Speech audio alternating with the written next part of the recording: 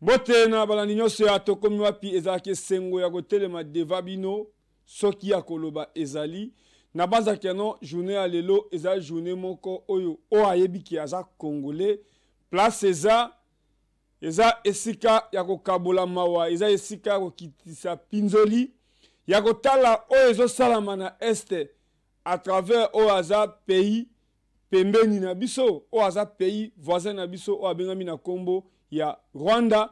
Mais na banzaki na minute oyo tina ya kotangaka Rwanda eza te esengeli koyebaka na bato nyonso oyo bazokufa fo koyebaka no Corneille Nangaa aza na kati moto azoboma bakongolais eza Corneille Nangaa oyo azalaki président ya seni oyo lelo tozoluka koyeba azoreklame nini to nini babotoli ye baboyi kopesa ye yango tokokende na lombangu mpo boyebika touti na Goma.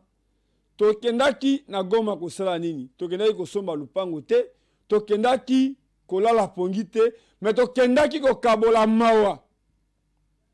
Kolongola makona biso na esika oyo ba réfugié ya Masisi. Oyo esengeli to sentir na minute na journée ya lelo.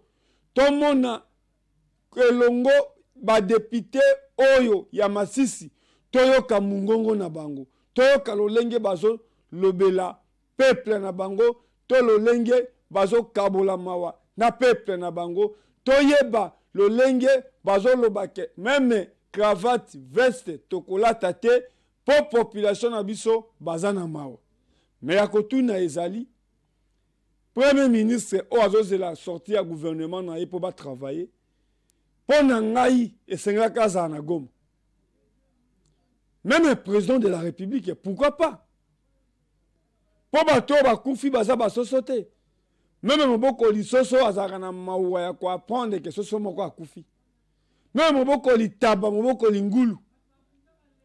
Tango tolongwe na la cité ya Mogungu, ndeba bombarder. Tobenga ngo sabotage. Tobenga ngo kindoki. Tobenga ngo mutema mabe. Menami tunaka biso na tokomi wapi engagement to ndai oto lapa pona mboka toko wapo nekolo toko trahir makila na biso jamais. Mais bato bazo zo ba salaire bato bazo tamba mitu ko fele bazo zo kabira o fele bato ba yebi pasi te po bango baza ba konzi esika na bango eza wapi oyo salami na cité ya Mugunga eza sabotage to ezaka lokola Corneille Nangaa alinga koma président nde bomonaki Ari Manji azotuna eke mema biso na Kinshasa tata mobimba oyo bakomema ye na mupepe to bakomema ye na lolenge ya koboma population po bango bakoma bakonzi mais boko diriger banani. Merci na RTNC chaîne nationale place yango na lobarake esengeli RTNC eza na ba condition ya malamu nde esika na zoloba na mokonzi ya mboka oki kolongwa na bokonzi otika RTNC boita esengeli kozwa devi kobenga soki ba Turque to kobenga ba Coréen to ba Chinois bazongisa RTNC ndenge ezalaka la voix d'Isaïe. Mais félicitations quand même na RTNC na musala oyo basali lelo atteindre ekendaki na Mogungu ya kolakisa batu lolenge cérémonie ya terrement ya peuple congolais bandeko na biso oyo bakufi. Lokola télévision eza radio te bolanda oyo chaîne nationale esali.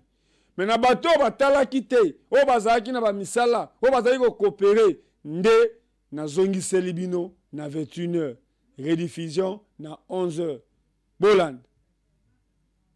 Les spectateurs de la radio-télévision nationale congolaise, comme on vous l'a dit tout à l'heure, au cours de l'émission qu'animait Oscar Mbal sur le plateau de la télévision nationale, nous sommes à Goma précisément, sur le parvis extérieur du stade de l'unité de Goma pour cette cérémonie d'hommage aux victimes du bombardement du 3 mai dernier, un bombardement de l'armée rwandaise sur les populations du camp des déplacés de Mugunga. Ces populations dont on a dit tout à l'heure qu'ils sont partis de chez eux, craignant les bruits de bottes pour se mettre à l'abri. et la cruauté de ceux qui les poursuivaient. Et l'armée rwandaise et ses sous-fifres ont choisi d'envoyer une bombe destructrice qui a mis fin à la vie de ces paisibles personnes. Parmi les victimes, il y a des enfants de 2 mois, des bébés pratiquement, qui n'ont pas pu survivre. Et imaginez une mère qui a perdu ses 4 enfants, 3 dans le cou et 1 qui était blessé, qui a succombé à l'hôpital. Cette femme se trouve à l'hôpital en ce moment. Elle est donc difficilement retrouvable moralement, mais on essaye autant que faire se peut pour que moralement on essaye de la récupérer. Mais c'est dur, imaginez une mère qui perd comme ça des enfants qui n'ont pas été malades par la volonté méchante, et permanente même de l'armée rwandaise. Elle perd comme ça ses 4 enfants des suites de ce bombardement du vendredi 3 mai dernier. Et pour vous faire vivre cette cérémonie triste, cette cérémonie lugubre à Goma où nous nous retrouvons, ni kwamba hapa tuko kwenye mbele ya jukwaa ama mbele ya Stade de l'Unité, mahali ambapo kunaendeshwa sherehe ya kutoa heshima kwa wandugu ambao waliweza kufariki kutokana na shambulizi ama mabomu ambazo ziliweza kutupwa na jeshi la Rwanda ambalo limekuwa likiwasaidia waasi wa M23.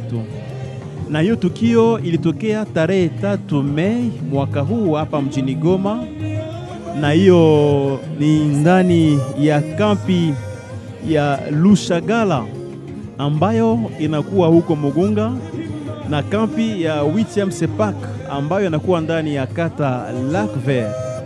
Na muda huo tuliweza kuripoti watu 35 ambao waliweza kufariki kutokana na hiyo mabomu, na kati ya hawa kuna watoto wachanga ambao waliweza kufariki, wamama wajawazito, wazee na wengi kuumia. Kwa sasa wako wakipata matibabu kwenye vituo mbalimbali vya hapa mjini Goma kupitia msaada wa serikali. Tujulishe kwamba wahami hawa wamepitia siku nyingi ndani ya kampi kutokana tu na vita hiyo ya jeshi la Rwanda kupitia waasi wa M23, na wamekuwa katika hali ngumu ya maisha. Na kwa sasa tunakuwa tukisubiri miili ya marehemu kuweza kuwasili hapa, mahali ambapo wengi viongozi toka mji mkuu Kinshasa, ni kama vile mawaziri husika na masuala ya kijamii, waziri husika na masuala ya haki za binadamu, na waziri husika na masuala ya waandishi wa habari tayari wamekwisha kuwasili hapa. Viongozi mbalimbali kama wanabunge nchini tayari wamekwisha kuwasili. Viongozi mbalimbali wa kijeshi wako hapa, wanabunge jimboni, wakaaji na ujumbe mkubwa wa wahami wa vita ambao wamekuja kusindikiza ndugu, dada na marafiki ambao waliweza kufariki kutokana na mabomu hiyo. Na uzungu ni mkubwa, na wote wamekuwa kitoa ombi kwa serikali kufanya juhudi juu ili vita hii iweze kumalizika, kwani raia wanateseka siku kwa siku kutokana na mabomu na mashambulizi ya waasi hawa wa M23. Tufahamishe kwamba wahami hawa wa vita wengi walitoka ndani ya mtaa wa Masisi, Ruchuru na hata Nyiragongo, na wengi wanaishi kabisa katika hali ambayo ni ngumu. Mwenzetu Edi Chala ni kwamba punde tu saa kidogo tunangojea miili ziweze kuwasili hapa na tuweze kufuata hotuba mbalimbali ya viongozi kabla ya kusindikiza miili ya wandugu ambayo zitazikwa ndani ya shamba huko pa Kibati, mahali ambapo kumetengenezwa makaburi ambazo zitaweza mahali wataweka miili ya wandugu zetu. na Kibati ni ndani ya mtaa wa Nyiragongo, na huko vile vile kunakuwa wengi wakimbizi, wengi wahami wa vita ambao walitoka maeneo ya Ruchuru, maeneo ya Nyiragongo kama vile Kibumba na Buhumba na mahali mbali. Bwana Edi, nde place nazotala elongo na papa na biso ndenge azoyebisa Corneille Nangaa. Ya pasi eza tango mama o akufi, me botali image ndenge bamemi mwana o ya 2 ans, mwana o ya 1 année. Bato bazo gérer. Yo moto zo trahir ekolo. Bakokunda o na mituka te, bakokunda o na mapango te, eko arrive otongi lupango bakomi koyebiso eke non mai ezobima te, courant eza te, oyi kosomba kabira batia na moteur, bayebiso ke moteur ezopela te. Moto ayebi lobi eza Nzambe, moto ayebi oyo kosalema lobi eza Nzambe. Kanisaka malamu mpo na mboka na yo, na pose place ozwi nde bamususu bazolia bamakasu, bamususu bazokende kosimba putulu mpo kaka akoma ministre. Okosalela mboka nini? Kanisaka na baresponsabilité oyo mboka epesa yo, oyo opportunité ozwa, osalela mboka nini? Bonjour Monsieur Corneille Nangaa. Cela fait un bon bout de temps que j'avais envie de vous parler. Ce qui vient de me décider aujourd'hui, c'est l'actualité. Une bombe a été larguée sur un camp et nous avons vu des images, nous avons vu du sang, nous avons vu des morts. Il y a un cas qui m'a touché précisément, c'est le cas de cette femme qui est décédée et qui a un enfant sur le dos. Et ce jeune homme qui vient récupérer l'enfant pour essayer de le confier à quelqu'un. Désormais, ce genre d'images seront associées aussi à votre nom. Monsieur Corneille Nangaa, j'ai vu une vidéo dans laquelle votre papa vous exhortait à faire marche arrière, à revenir sur la bonne voie. Vous êtes en train de prendre des responsabilités pour lesquelles l'histoire risque d'être sévère avec vous. Aujourd'hui, moi, je me pose la question. Est-ce que vous êtes à la tête du M23 ou est-ce que vous êtes allé rejoindre le M23? Au cas où vous êtes allé les rejoindre, pourquoi Kagame déclare « Si Nangaa me demande de l'aide, je vais la lui fournir ». Donc on vous met devant, alors c'est vous le porte-drapeau du M23. Est-ce que vous comprenez cette responsabilité-là? Parce que M. Corneille Nangaa ne l'oublie jamais. Dans toutes les interviews de M. Kagame, il n'a jamais rien fait au Congo. Depuis que toutes ces choses-là ont commencé, chaque fois qu'on interviewait M. Paul Kagame, il répondait toujours « C'est une affaire entre les Congolais. Les Rwandais n'ont rien à faire là-dedans. » Donc il se lave les mains. Alors que nous savons très bien que lorsqu'il dit « Si Nangaa me demande de l'aide, je vais la lui fournir », c'est qu'il est déjà sur le terrain. Il était là avant vous. C'est vous qui êtes allé rejoindre le M23. Mais vous comprenez ce qu'on est en train de mettre sur votre tête comme responsabilité? À votre place, je me méfierai. Je reviens au message de votre papa, qui vous dit que vous aviez déjà à votre actif la passation pacifique du pouvoir. Monsieur Corneille Nangaa, laissez-moi vous dire que c'est là votre erreur. Vous ne représentez pas le peuple congolais. Le peuple congolais ne vous avait pas demandé une passation pacifique du pouvoir. Si vous l'avez fait, au cas où vous l'auriez fait, mais c'est à vos conditions. Et dans vos conditions, qu'est-ce qu'il y avait? Il y avait les carrés miniers. Et on vous pose la question, si vous n'êtes pas fâché à cause des carrés miniers, vous répondez, oui, mais qui exploite ces carrés miniers là aujourd'hui? C'est la famille présidentielle. Monsieur Corneille Nangaa, des Congolais moyens, comme ceux qui vous ont applaudi au marché quand vous vous pavanez, des Congolais moyens comme moi et d'autres, qu'est-ce que nous on a à voir avec des carrés miniers? Est-ce que vous pourriez comprendre que la grosse majorité des Congolais, ils travaillent, ils aimeraient qu'on les paye, et qu'avec leur salaire, ils vivent, qu'ils payent les études de leurs enfants. Mais vous avez une catégorie minoritaire de ceux qui veulent accumuler des richesses. Alors, si vous avez des problèmes entre vous, vous qui voulez accumuler les richesses, que ce soit par les carrés miniers ou que ce soit par de l'argent que vous avez accumulé qui vous permet de financer les rebelles. Mais qu'est-ce que nous, on a à voir là-dedans?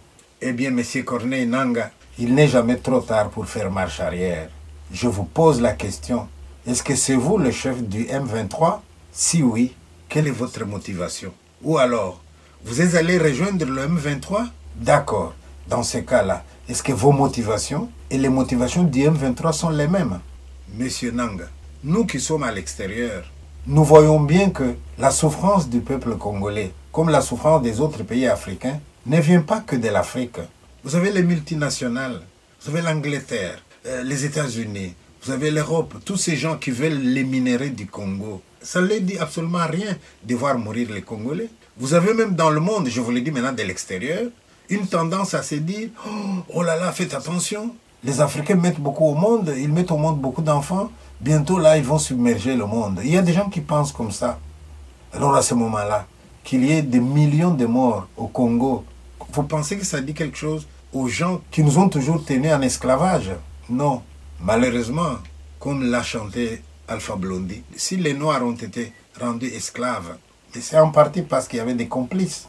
Et là, est-ce que vous n'êtes pas complice de ceux qui font du mal aux Congolais? Alors, M. Nanga, je vais conclure pour vous dire que, quel que soit le motif de votre colère, l'enfant que j'ai vu là, dont la mère vient de mourir, il n'y est pour rien. Quel que soit le motif de votre colère, monsieur, la dame qui est décédée là et d'autres qui sont morts là, ils n'y sont pour rien. Vous ne craignez pas qu'un jour, les sons de tous ces gens-là crient vengeance au ciel? La richesse, monsieur Nanga, c'est des choses qui restent sur terre.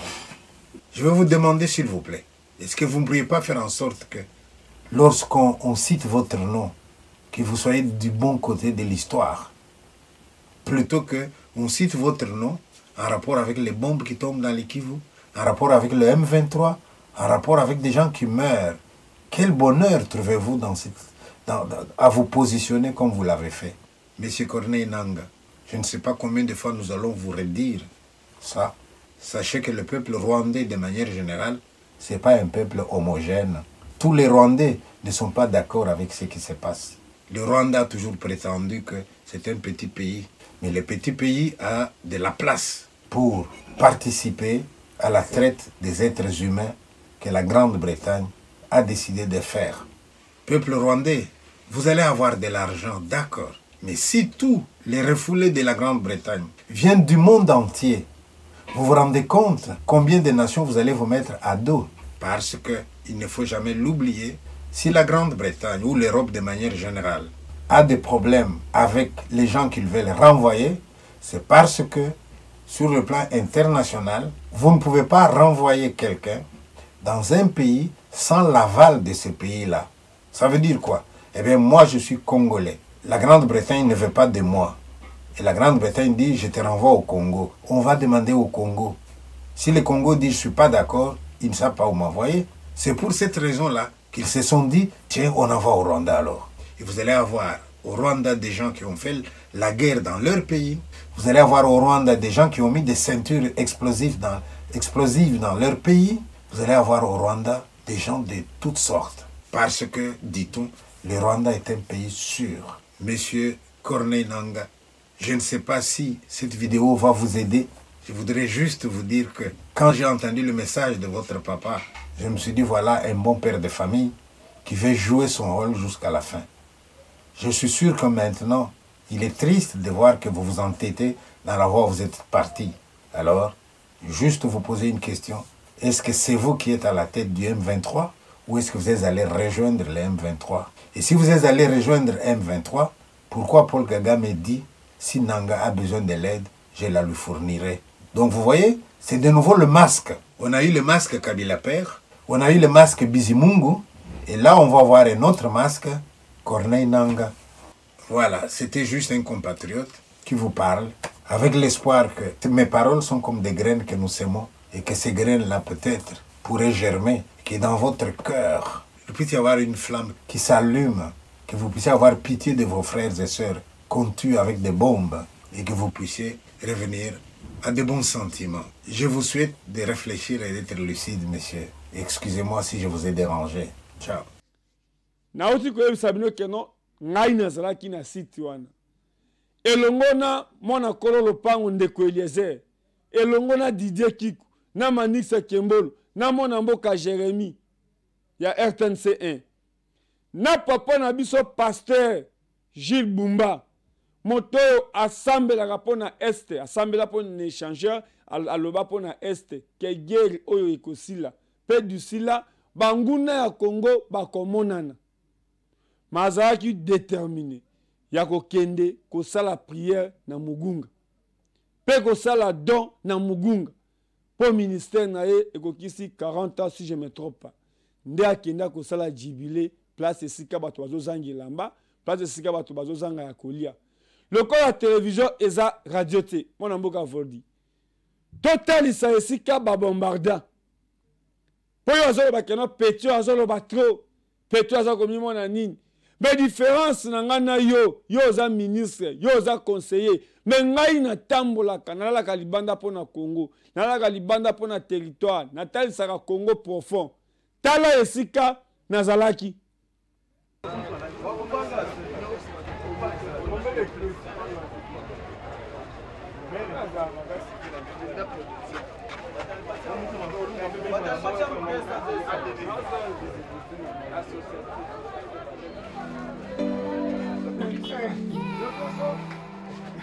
Demana tala.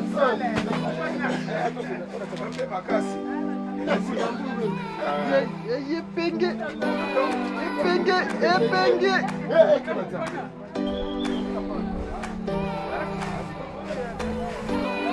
Apa? Ai vou casar tu.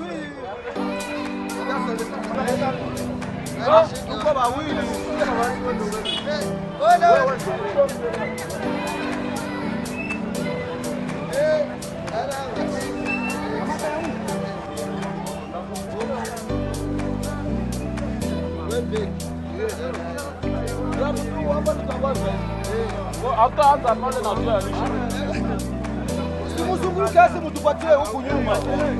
Kwa kutia hapa na tupa kwenda kianze kwanza huku.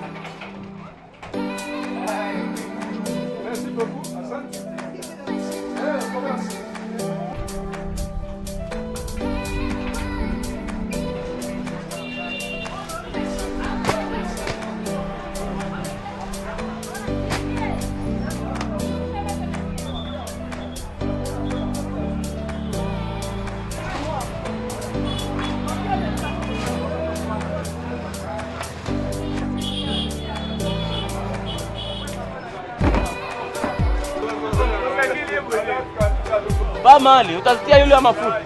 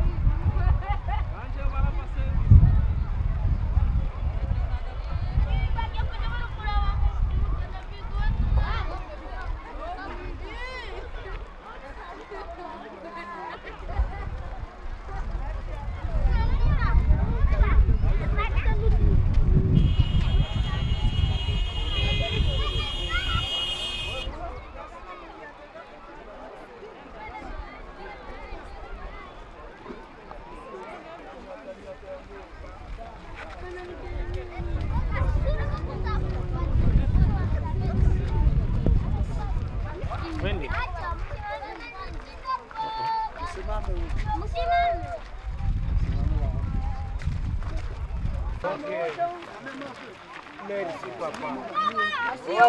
Gracias a todos. Anachukua, anaweka. Wow. Merci bien.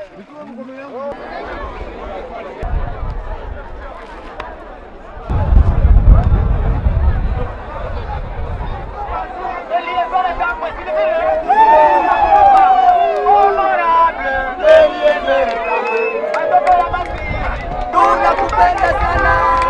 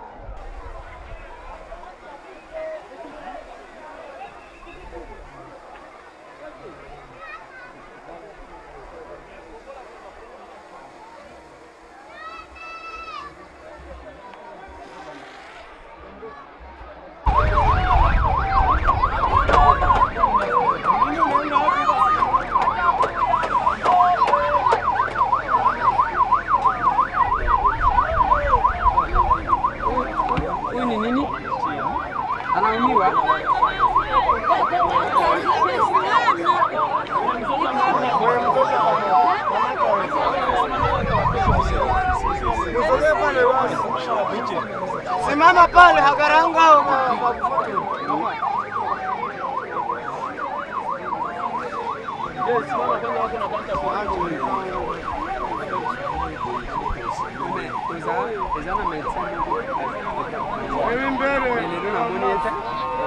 Docteur otozaki na yelo bi wana azomona na te. Docteur. Robert ku fotora. Hein? Bango ba yebi. Bango ba yebi. Bango ba za. Docteur azana. Docteur azana kati ya pays. Na pour nini bobenga ya.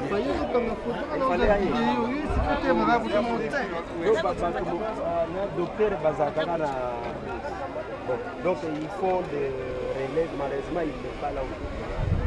Mais jana tusiana kupenda njoo kama kumete mwenye ni kukamata mtoto en charge. En charge. Alors nous allons le faire pour qu'on relève. Ni baraka ni baraka. Donc il y avait une maman, je pense que honorable nous sommes arrivés encore. Toi tu es ici. Oui, moi je suis du cadre, je suis du comité. Mama, ni ori nu mwana. Umwana nu wawe. Umwana ni wande. None nu wawe. Wara aruku. Hehe. Agana he. Mu bloke combien? Sawa. Mama yake mimi na moyo. Mukamate basi. Oui. Mukamate ule. Sasa. Papa wake.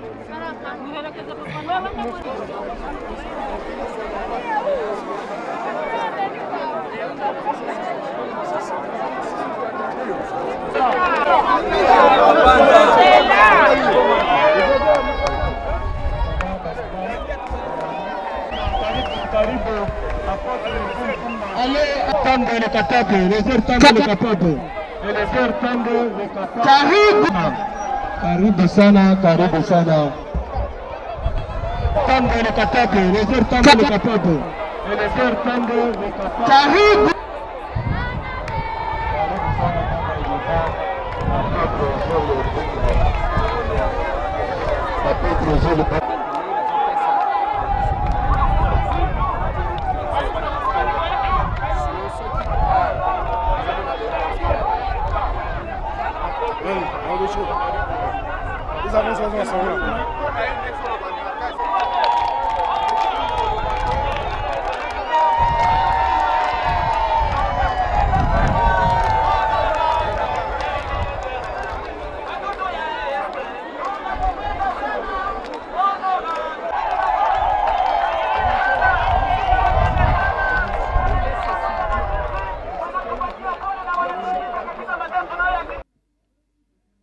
Nazo contrôler mai bato bazomela.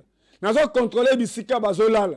Nazo tuta ba pondu otali mutu loboko moko lisa sezoe na loboko. Menga na zwi nzete ba liko tutela ye pondu. Yo fandi ka ba benga ka yo excellence. Vanité de vanité. Toka ni sakamala mupone kolo. Tala condition bato bazolala. Pe ya ko kamwa kaka ba français ba union européenne bangonde ozomona babasho tu bakomika do union européenne do kingani nani akobongisela biso mboka pe makambo esami président na France okonzi ya mboka soki yo mwana Etienne Tshisekedi seredo bayebi katanga na inikini seredo bayebi village na ye seredo anyokoma pona mboka oyo po kongola ta cravate esengeli Etienne Tshisekedi ya telema soki yo président Félix obongisi mboko te elikia ekozale pa nani elongwaki ntango bazokunda bato oyo président de la république premier ministre président de l'assemblée po jusque là c'est président Mbosso bakumbani na assemblée pourquoi pas kozwa badepute nyonso boyi boza baparlementaire soit disant botushaka ba 31 000 soit disant botushaka 100 000 botushaka 5 000 botushaka 1000 francs pour le peuple congolais, bozo sala musala de bazo futa bino. Combien de députés automoni na Goma? Mais à Kolobara qui a soki président Félix, au sali et l'autre côté. Simanayo nanya kosala. Pour ba Congolais ba tia motema na IDPS. Bote la place so ba bombarder. Après okunda bato tokozonga suka na sujet ya Rwanda. Mais on a banza que Corneille Nangaa famille na ebazali. Corneille Nangaa tiki Kisangani, Corneille Nangaa tiki Chebango, place papa na maman bazali. Mais pourquoi keko sa bitumba kaka côté à Masisi? Les jours peuple à Masisi. Les jours peuple ya este. Boko lamuka, boko zo conscience. Ya komona moto atiki Katanga, aloba za muluba kati, to za moto amanyema. Mais pourquoi bakenda ko sa bilanga ka kuna ko boma bato ka kuna? C'est que bino mo boza complice. Pour jamais moto akolongwa Congo central, à Kenya Sankuru, au kofana na territoire anini, na Lubef, na Lomela, na Kole, na Katako. Non, Corneille Nangaa akei anganzami. Mais tant que qui président à CENU, abimi sabino combien de députés? Na bavantage à tout Corneille Nangaa zoa, Corneille Nangaa saïla bino nini. Biso tozo la bino avec énergie non. Mais bino moko bakolo likambo. Bino moko bakolo bandeko. O bazo kufa. Bozo lo banini. Ceux qui sont na France, bazo sala ba marche. Ok na Belgique, bazo sala ba marche. Na États-Unis, na Canada. Mais bato ya Masisi, baza wapi. Na gouvernement boza plein. Et le bas fils Mukoko. Ali oto kende bien ti. Ali oto kende bien te. Bato ya Masisi boza wapi. Sud Kivu boza wapi. Este ouest boza wapi. Corneille Nangaa. Est-ce que ça mutu ya Masisi? Henri Manji. Est-ce que ça mutu ya Masisi? Jean-Jacques Mamba. Est-ce que ça mutu ya Masisi? To mutu ya Sud Kivu.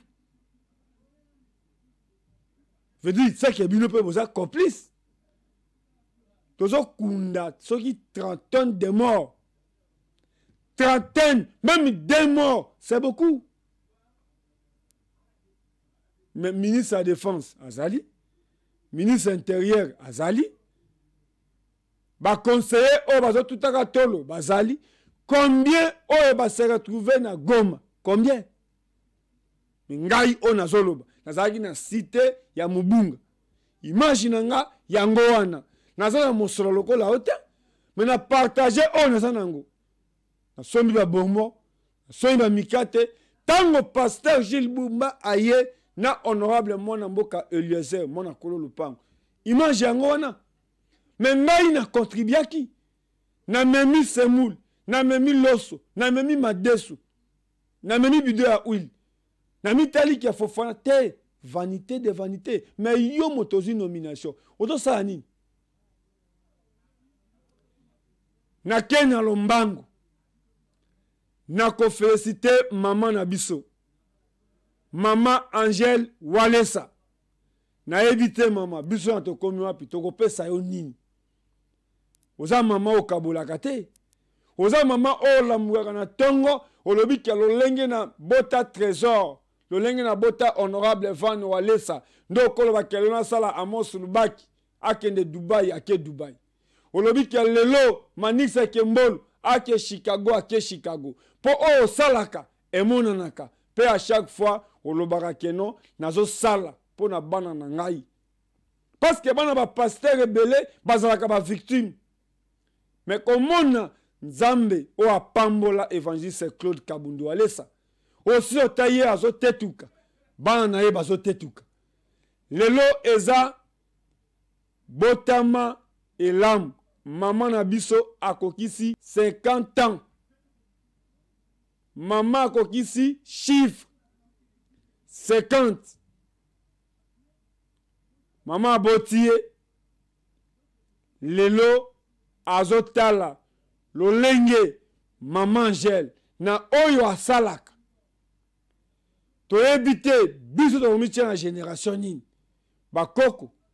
Bakokolo. Bana. Baleki. Lelo lupangu etondi. Biso moko bayi makolo na ye. Tobandi ko honorer na maman na biso. Bongo tango ba député bakoya.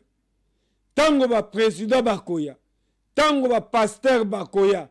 tango ba évangéliste bakoya, tango ba fazer bakoya, tango ba c'est-à-dire ya za maman ya bato nyonso au kamwe pour na tangi ba fa de la ri. Mais ba c'est important, ba ça utile. Na tango campagne pour bima député ou utiliser ki banane. Ba chegete. Pour ba chege ba tshelo ba banderole, ba mata ba pano. So kamisio, moi c'est un pasteur, tala ninga tangi ba chege. Et sopio hein. Na lo wa pesa ote maman je. Oya ko pesa yo, eza ko talisa munene na yo. Lelo zana 50 ans, mais Nzambe akumisa yo tina niveau akolinga. Po oya ko sala eza ebele o pesaka. Yo muto la muara bo pesi moto $20. Obi mbongo eze lokote. Yo la mukaka o pesi mutu ndaku, o pesi mutu voiture pour koza licencié, o koza la graduat, mo somi mutu kate. Ozu musalate, moza diplôme na mutu. Siko lelo toko pesa o nini ya ko pesa yo eza ko beta kama boko. Eza ko sambela kenzambe abaksela yo ebele. Joyeux anniversaire à toi. Maman, avant Noalesa, honorable, maman na docteur, trésor, maman na princesse, pourquoi pas maman na Déborah, maman na Jonathan, maman na Penge Fofana, Andy, Marthe, maman na Biso. Kosala bolamu, lelo maman azo seka kaka koseka. Merci na mon mboka Voldi. Ceux qui bon moni na bimi boy de bozo sepela na image eza mon mboka Voldi ponga asu aka na koloba. Merci na batu nyonso balingaka Epenge Fofana. Nzambe to ala abatela bino.